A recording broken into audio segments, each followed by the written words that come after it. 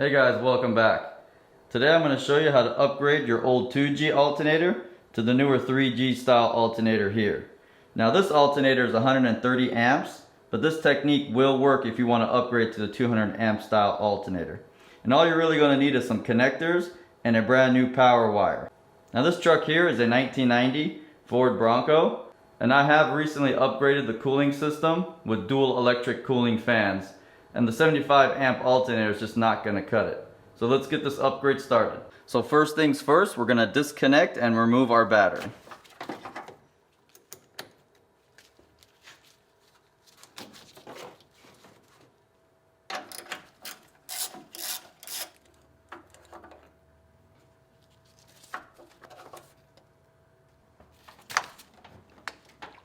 Next, loosen and pull the belt away from the alternator pulley.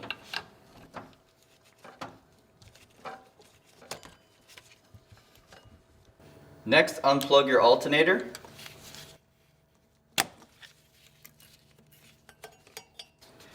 Now this plug down here is pretty difficult to remove. It's called the rectifier plug, and it's usually pretty melted and corroded, which is actually a fire hazard, and it's actually nicknamed the fire plug. Mine looks like it's been replaced before, but since I'm not going to need it, I'm just going to cut it off.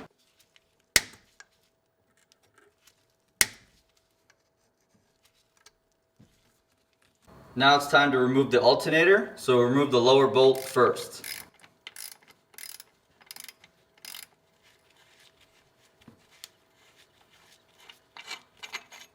Now remove the top bolt.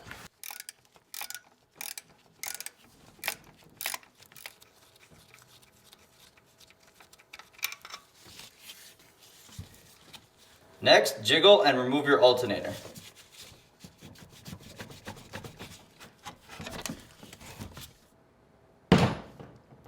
Now another reason why I wanted to do this upgrade here was to get rid of the external fan. I do like the look of the internal fan of the 3G alternators.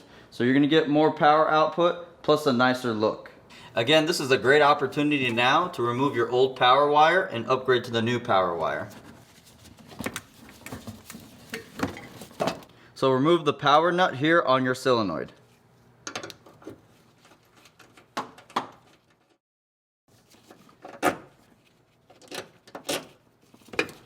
And this one here is your alternator wire. And lastly, disconnect the pigtail here connected to your power wire.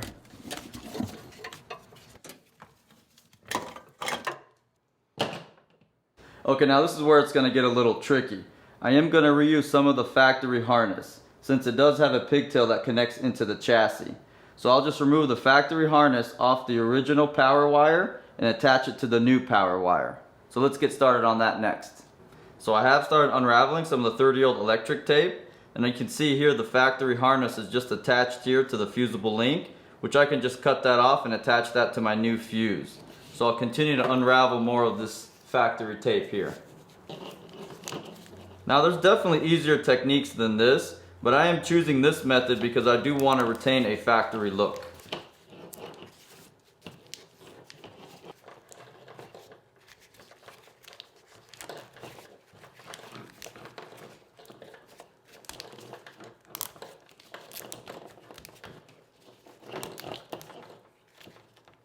Okay, now I've essentially got the old power wire off the factory harness, and now I can actually just disregard this power wire, throw it off to the side, and now I can connect my factory harness here to this ring terminal and attach my factory harness to the rest of the new power wire like this. And I'll use wire loom with electric tape to wrap it up and make it look as factory as possible. Now what I've decided to do is solder this cable on like how it would be from the factory.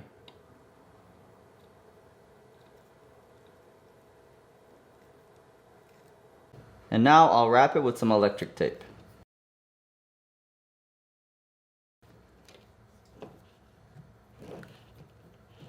Okay, so I got the harness completely installed inside the wire loom, and I did wrap it with some electric tape. I think it looks pretty good, so now we're going to move on to the stator wire. Now for the 3G alternators, you are going to need a stator wire, and it is the one that's going to connect to the factory white and black wire here.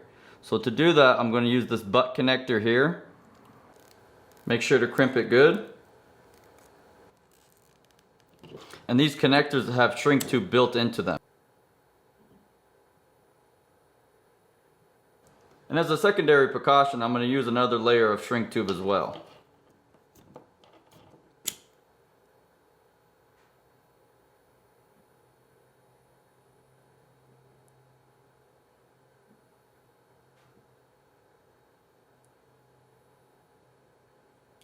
So there it is, guys. Now we have a 4-gauge wire with a 200 amp fuse. The harness looks pretty factory. Now I know there's different ways to do this, but this is the method that I chose and I think it looks the best. So let's move on to the alternator next. Now depending on the alternator that you purchased, this one here I'm going to have to clock, which means I have to turn the housing just a little bit since the plug faces in a different direction. So to do that, you just have to remove these 3 bolts and detach the alternator pulley, and you can separate the housing just enough to be able to turn it into the correct position. So let's get on that next.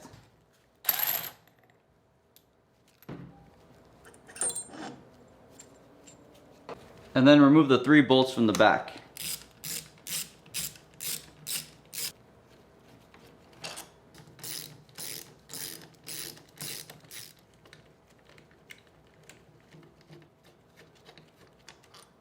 Now very carefully pull out this rear housing and rotate it just enough to match the old style.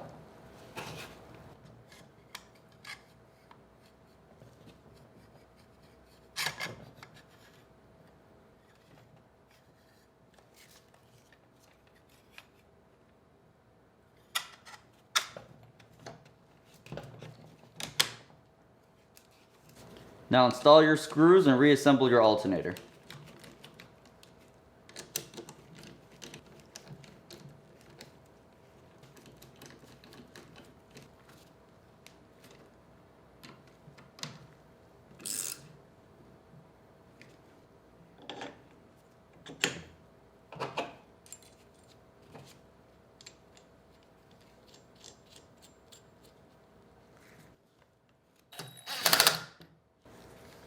Now let's go install it. Now before this alternator can be fully installed, the bracket has to be modified. As you can see there, it does actually hit the bracket. So I marked mine with a Sharpie marker, and you can just use a cutoff wheel or a grinder or even a Dremel and just modify that bracket just a little bit to get the alternator to fit.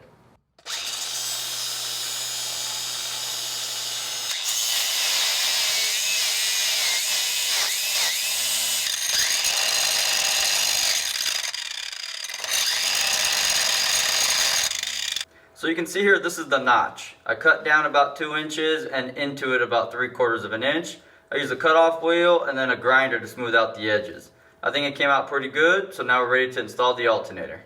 Now carefully line up your alternator and install your top bolt.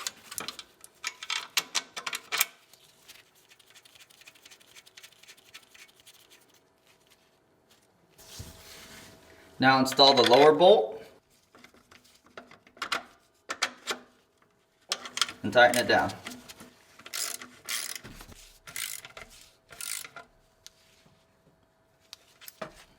Now route the alternator wire to the back of the alternator and bolt down the stud.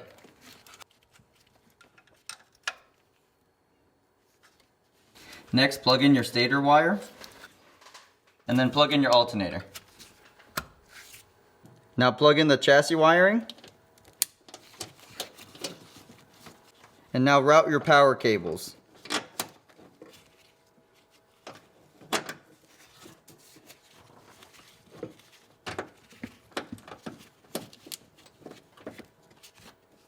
Tighten down the solenoid nut.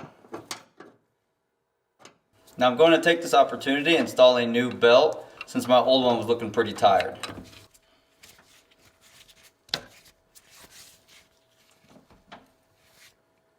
And now we can install our battery. And now you can reconnect your battery cables. Alright guys, that looks pretty good. Looks nice and clean and factory. Now let's see how this 3G alternator performs. Okay, now let's fire her up and see how she does.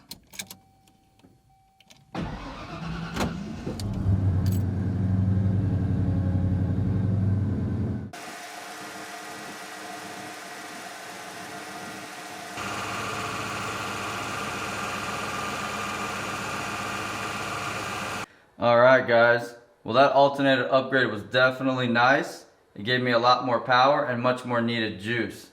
If you guys want to know how to install those electric cooling fans, leave a comment down below. But if this video helped you guys, give me a like, subscribe, and I'll see you in the next one. Later.